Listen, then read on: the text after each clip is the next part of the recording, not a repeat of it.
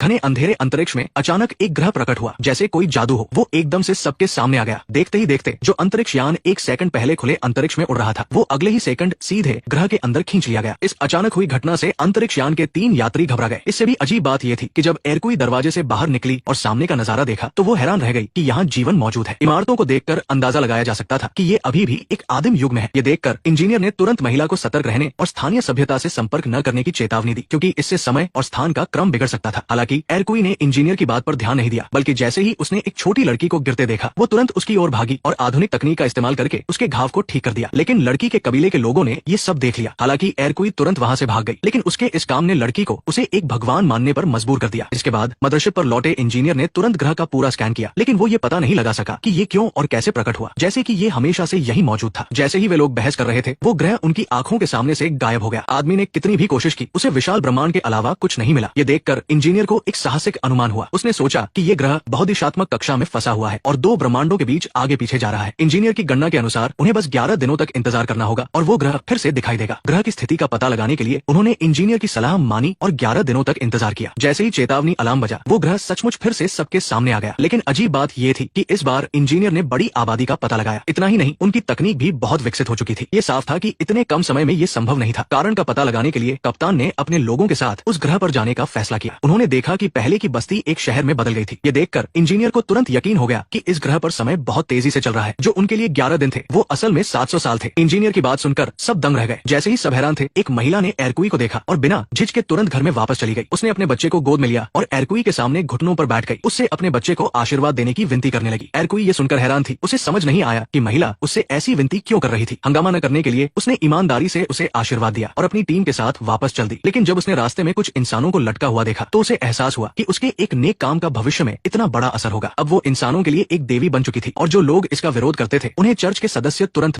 देते थे। एक सर्वोच्च अधिकारी होने के नाते एरकुई की मूर्ति को चर्च में पूजा जाता था। ये देखकर सब समझ गए कि कुछ गलत हुआ है और वे तुरंत जहाज पर वापस चले गए और इस बात की जानकारी टाइम स्पेस एडमिनिस्ट्रेशन को दी। जब निदेशक को पूरी कहानी पता चली, तो उसने एरकुई को डांटा कि उसे दखल नहीं देना चाहिए था। इस तरह के काम से समय के क्रम में गड़बड़ी होती है। और सबसे बड़ी बात यह थी कि एरकुई को एक देवी के रूप में पूजा जा रहा था। इससे न केवल ग्रह की दिशा पूरी तरह से बदल गई थी, बल्कि इस गति से वे 3 महीने से भी कम समय में एक टाइम मशीन बना लेंगे और खुद देवी को ढूंढने निकलेंगे। हालात को और खराब होने से रोकने के लिए कप्तान ने एरकुई को तुरंत ग्रह पर वापस ले जाने का फैसला किया, ताकि वे पोप को सब कुछ समझा सके। एरकुई को देखकर पोप डर गया और तुरंत घुटनों पर बैठ गया, ये सोचकर कि देवी सचमुच धरती पर उतर आई है। हालांकि एरकुई ने समझाया कि वो सिर्फ एक आम इंसान है। उसने पहले जो अच्छा काम किया था, वो उच्च तकनीकी मदद से किया था और उसके पास कोई उपचार करने की अलौकिक शक्ति नहीं थी। ये कहते हुए उसने पोप के हाथ पर एक कट लगाया और तुरंत दिखाया कि उसकी उच्च तकनीक कैसे काम करती है। ये देखकर कि घाव सच में ठीक हो गया, एरकुई और कप्तान वहां से चले गए। ये चमत्कार देखकर पोप ने महिला की बात पर विश्वास किया और तुरंत पांडुलिपियों को बदलने की तैयारी करने लगा, ताकि लोगों को सच्चाई पता चल सके। लेकिन उसके एक अधीनस्थ को ये पसंद नहीं आया, क्योंकि बिना विश्वास के समाज में अराजकता फैल जाएगी। इसलिए उसने तुरंत पोप को